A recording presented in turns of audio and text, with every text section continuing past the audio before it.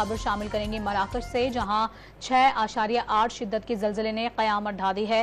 تباہ کن زلزلے کے باعث جاں بحق افراد کی تعداد 630 کا ہنسا عبور کر گئی ہے، جبکہ سینکڑوں افراد زخمی ہوئے۔ 20 سیکنڈ تک مسلسل رہنے والے زلزلے کے جھٹکوں نے کئی عمارتوں کو ملبے کے ڈھیر میں تبدیل کر دیا۔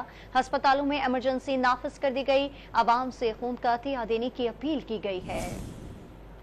مراکش میں قیامت خیز زلزلے نے ہر طرف تباہی مچا دی۔ بلند و بالا عمارتیں لمحوں میں زمیں بوس ہو گئیں۔ 6.8 شدت کے تباہ کن زلزلے نے ہر شے کو ملبے کے ڈھیر میں تبدیل کر دیا۔ تاریخی عمارتوں سمیت مساجد اور کاروباری مراکز کو بھی شدید نقصان پہنچا۔